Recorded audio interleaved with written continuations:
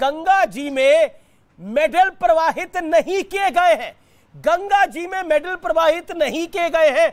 Medal Naresh Tikait को दे दिए गए हैं, नरेश टिकैत को मेडल दे दिए गए हैं। 5 दिन का और समय दिया गया है कि 5 दिन में एक्शन करा जाए तो फिर बात बन जाएगी। यानी एक्शन क्या मांगा जा रहा है? एक्शन यह मांगा जा रहा है कि बिना जांच के जेल में डाल दो बृजभूषण सिंह शरण को। बिना जांच के कैसे जेल में डाला जाएगा? अब आप बताइए, यह रैशनल डिमांड है क्या? मैं व्यूअर्स आप पे छोड़ता हूं, इसका मैं संपूर्ण विश्लेषण अब से कुछ मिनट बात करूंगा, लेकिन क्या यह रैशनल डिमांड है? That's my fair point. क्या यह एक रैशनल डिमांड है? बिना जांच के कार्रवाई कर दी जाएगी क्या?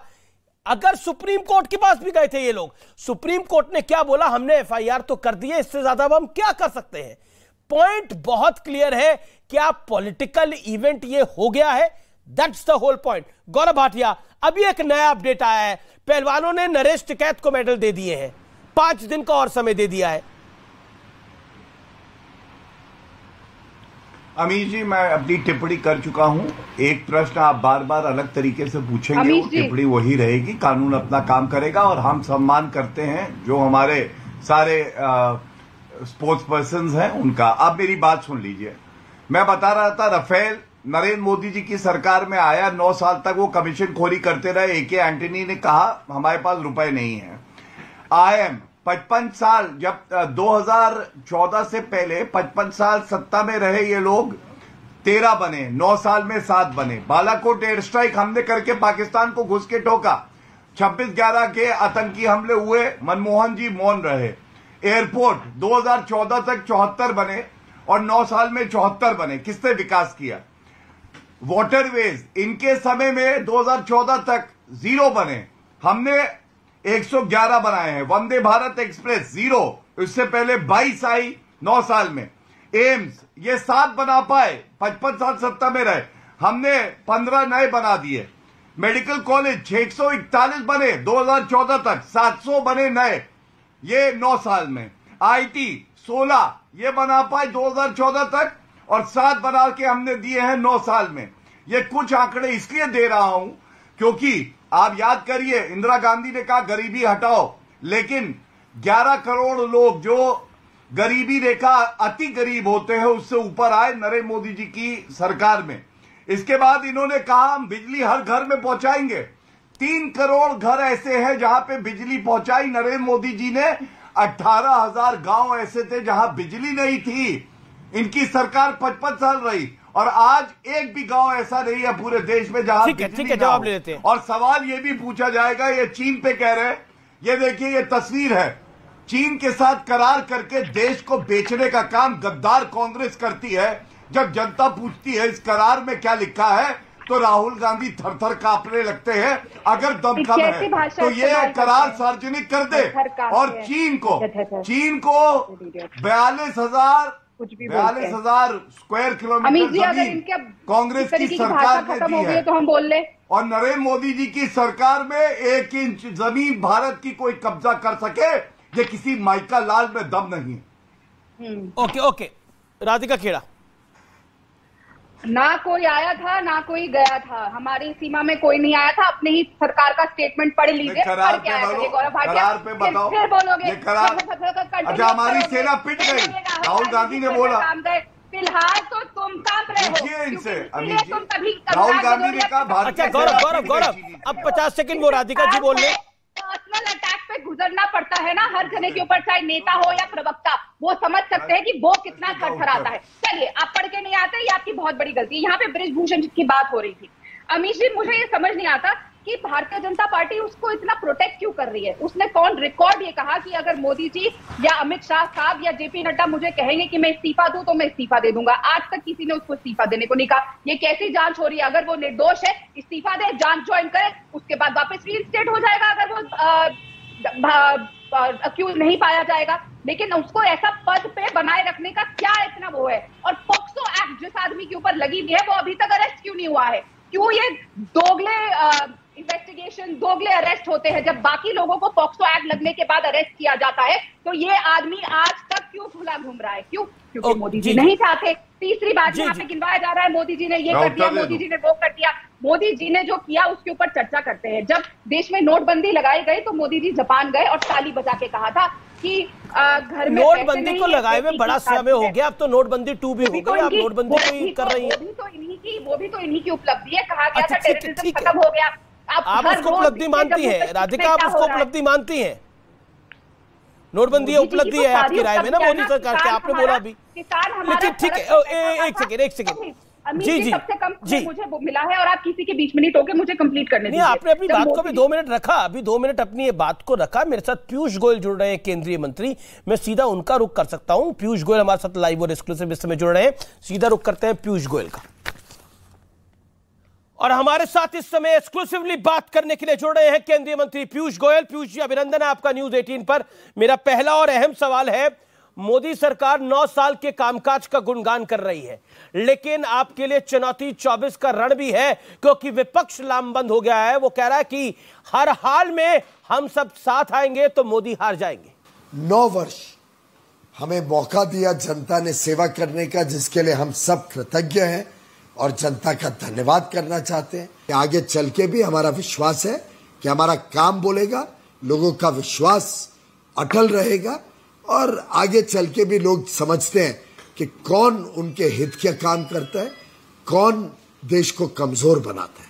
जी, मेरा एक बड़ा अहम सवाल है कि आपको लगता है कि 9 साल के कामकाज आपकी 2024 की जीत की नींव रखेंगे, लेकिन बीते 6 महीनों के अंदर बीजेपी अगर गुजरात का चुनाव जीती है तो बीजेपी ने कर्नाटक का चुनाव एक बहुत बड़ी हार भारतीय जनता पार्टी को देखने को मिली है। क्या आपको लगता है उसका भी इंपैक्ट पड़ेगा आने वाले महीनों में? 3 राज्यों में बड़े चुनाव हैं, राजस्थान में आप प्रेस कॉन्फ्रेंस कर रहे थे, वहां चुनाव है, छत्तीसगढ़ चुनाव है, मध्य प्रदेश चुनाव है। हमेशा चुनाव आएंगे, चुनाव जाएंगे। प्रधानमंत्री मोदी जी ने हम सबको शुरू से कहा, चुनाव के हिसाब से हम काम नहीं करेंगे, जो देश हित और जनहित में उस काम को प्राथमिकता देंगे। हमारा जो शो है वो डिजिटली भी बहुत ज्यादा देखा जाता है, तो ये अपने डिजिटल व्यूअर्स के लिए मैं सवाल पूछ रहा हूं, क्योंकि ये सोशल मीडिया का युग है और मैं कहूं तो शॉर्ट्स का युग है। तो देश के युवा को ये जानना है कि अगर 9 साल में बहुत से काम हुए होंगे, 370 हटी है, राम मंदिर का काम हुआ है, नई संसद बन गई है, लेकिन अगर आपको यंग जो हमारी पॉपुलेशन है उनको संबोधित करना हो और आपके पास समय हो 50 सेकंड का, 40 सेकंड का, तो कौन से काम आपको लगता है 5 बड़े आप गिना पाएंगे? हमने विरासत को भी संभाला, हमने विकास की भी चिंता की जी। और हर वर्ग को आज ये दिखता है कि प्रधानमंत्री मोदी जी है तो मुमकिन है, देश का भविष्य उज्जवल है। उनकी आशाएं अपेक्षाओं को पूरा करने के लिए एक अच्छा निर्णायक नेतृत्व जो विकास से प्रेरित हो और साथ में संवेदनशील हो, ऐसा नेतृत्व अगर देने का कोई क्षमता रखता है तो सिर्फ और सिर्फ प्रधानमंत्री नरेंद्र मोदी। लेकिन एक सवाल, एक आपकी जो कि बहुत बड़ा चैलेंज रहा वो विपक्ष को साथ लेके चलना रहा, और नई संसद बनी तब भी विपक्ष को साथ नहीं लेके भारतीय जनता पार्टी यानी ये शासन चल पाया। उन्होंने भी बड़ी सारी कंप्लेंट्स करी। क्या कहना चाहते हैं, क्योंकि नई संसद के उद्घाटन कार्यक्रम में मैं भी मौजूद था, एक बहुत बड़ा भव्य कार्यक्रम था, लेकिन क्या आपको लगता है लोकतंत्र में विपक्ष की भी एक भागीदारी है, लेकिन उनका मिस होना क्या आपको लगता नहीं है? क्योंकि आप राज्यसभा में नेता भी हैं, इसलिए ये मेरा सवाल है आपसे।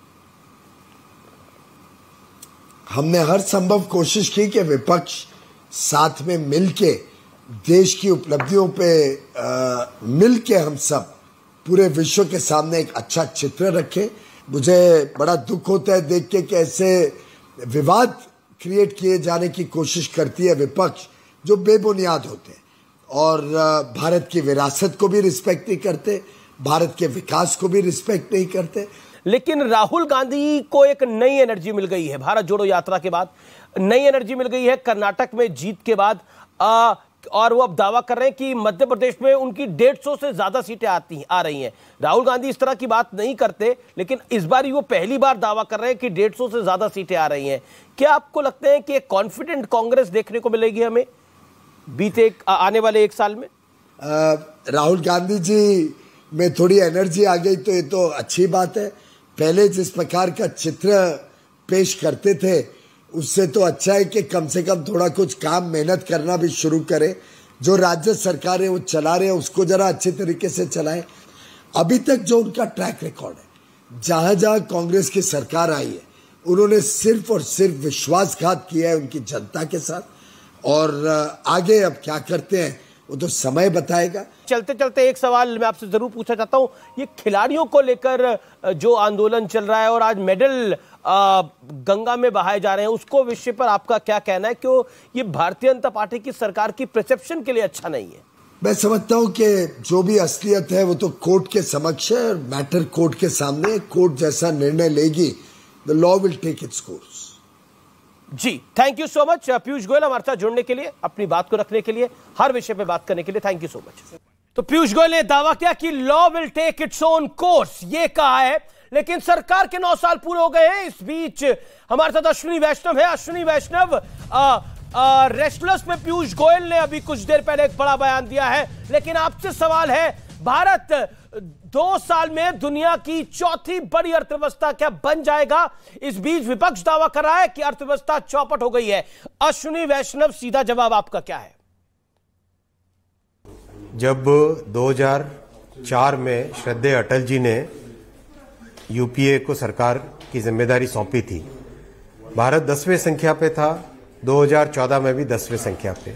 2014 में जब प्रधानमंत्री श्री नरेंद्र मोदी जी ने जिम्मेदारी संभाली, 10वें से 5वीं संख्या पे लेके आए 2023 तक, और अगले 2 साल के अंदर अंदर चौथे स्थान पे पहुंचेंगे। देखिए, ये विपक्ष के पास आज कुछ कहने को है नहीं, क्योंकि जो वो लोग 60 वर्षों में नहीं कर पाए, केवल एक परिवार की सेवा करते रहे, आज उनके सामने एक नया मॉडल प्रस्तुत हुआ है। इस मॉडल में, जिस मॉडल में टेक्नोलॉजी गरीब व्यक्ति तक, साधारण परिवार तक पहुंच रही है, उनकी जिंदगी में एक बड़ा परिवर्तन लेके आ रही है। ऐसा मॉडल, जिस मॉडल में गरीब के कल्याण को, सेवा के भाव को, समर्पण के भाव को राजनीति का प्रमुख बनाया गया। लेकिन मौजूदा सरकार ने वंदे भारत की झड़ी लगा दी है, लेकिन विपक्ष का कहना है कि प्रधानमंत्री हर ट्रेन को हरी झंडी क्यों दिखा देते हैं, ये उनका एक बड़ा आरोप रहता है। अश्विनी जी, इसका जवाब, फिर राजस्थान पे आऊंगा।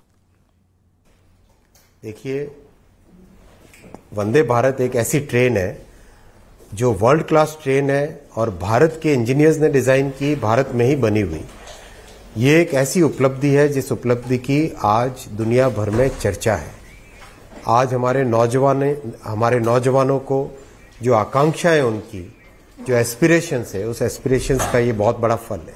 एक काम करने का नया तरीका है, और इस नए तरीके को, जिसमें देश में एक तरीके से एक नव ऊर्जा संचारित हो रही है, उसके साथ सभी के सभी नौजवान जुड़ रहे हैं, देश में यात्रा करने का एक नया तरीका आ रहा है। ये है वंदे। जी, मेरा अगला सवाल है, राजस्थान आपका गृह प्रदेश है, जहां चुनाव होना है। कांग्रेस कह रही है कि अब पायलट और गहलोत जो है वो के बीच सारे मतभेद दूर हो चुके हैं, दोनों मिलकर मजबूती से चुनाव लड़ेंगे और बीजेपी को हरा देंगे। इस चुनौती से कैसे निपटेंगे? अश्विनी, राजस्थान के जन जन ने पहचान लिया है, समझ लिया है किस तरह से अशोक गहलोत जी की सरकार ने उनके साथ भ्रष्टाचार के नए आयाम पैदा किए। राजस्थान के सभी नौजवान इस बात को समझ चुके हैं कि उनकी जिंदगी के साथ खिलवाड़ हो रहा है। आप देखो, जब भी कोई एग्जाम होता है उसका पेपर लीक हो जाता है। मोदी जी का काम करने का तरीका देखिए। रेलवे में 1,25,00,000 एप्लीकेंट, उसका एग्जाम 300 सेंटर पे, कई 100 शिफ्टों में, एब्सोल्युटली फ्लॉलेस एग्जाम, कहीं पर कोई कंप्लेंट नहीं, कोई पेपर लीक नहीं। ये काम करने का तरीका होता है, जिसमें नौजवानों के भविष्य के साथ जिस तरह से कांग्रेस खिलवाड़ कर रही है और यहां समर्पण के भाव के साथ काम हो रहा है, ये फर्क है। इसीलिए राजस्थान में बहुत बड़ा परिवर्तन आने वाला। आप कह रहे राजस्थान में परिवर्तन आने वाला। राधिका खेड़ा, आपका फर्स्ट रिएक्शन? पीयूष गोयल ने बोला है law will take its own course, और अश्विनी वैष्णव कह रहे हैं कि राजस्थान में परिवर्तन आने वाला है क्योंकि अशोक गहलोत ने खराब काम किया है और मोदी जी के नेतृत्व में वहां पे शासन आएगा। राधिका खेड़ा, 40 सेकेंड। राधिका, आपको मेरी आवाज मिल रही है? बोलिए। बहुत अच्छा होता हमारे माननीय रेल मंत्री साहब अगर उन ट्रेन के बारे में भी चर्चा कर लेते जो रोज लेट हो रही है और कैंसिल हो रही है। नई नई ट्रेन तो शुरू कर दी, पर जो ट्रेनें चलती थी हर रोज 2 से 3 घंटे, 6 घंटे, 7 घंटे, आप जाके देखिए, कभी रेलवे स्टेशन जाइएगा अपनी कैमरा टीम को भेज के, किसी भी स्टेट में रोज ट्रेन लेट हो रही है या ट्रेन कैंसिल हो रही है। तो पहले वो अपना जो उनके पास कार्यभार है उसको तो संभाले। और रही बात राजस्थान की, जी, जिन लोगों से अपना घर ही नहीं संभल रहा उनको दूसरों के घर में आके ताक झांक नहीं करनी चाहिए। राजस्थान की सरकार जिस तरीके से मेडिकल इंश्योरेंस लेकर आई है, 25 लाख रुपए तक लोगों को अपनी मेडिकल के लिए खर्चा नहीं करना पड़ेगा। 500 रुपए का सिलेंडर, पूरे देश में जब हाहाकार मच रखा है सिलेंडर के नाम पर, तो राजस्थान में 500 रुपए का सिलेंडर मिल रहा है। इतनी स्कीम्स, और हेल्थ को लेकर किस तरीके से भिलवाड़ा का कोरोना मॉडल फेमस है वो सब जानते हैं। वहां की स्कूल भी है, वो भी नंबर 1 पे है। तो ये जितना कहना चाहते हैं, अभी इनको पछाड़ पड़ी है कर्नाटक में 40% कमीशन खोरी पे, और कमीशन खोरी इन्होंने भगवान महाकाल के साथ भी कर दी। जैसे मैंने बताया था, महाकाल कॉरिडोर में जो बड़ी बड़ी मूर्ति गिन गई, तो इनको नहीं, आंधी आई और मूर्ति गिर गई, आंधी आई और मूर्ति, आंधी आई, एक तूफान आया और तूफान में मूर्ति गिर गई, उसको आप, अच्छा ठीक है, उड़ जाएगी। गौरव भाटिया जवाब ले लेते हैं।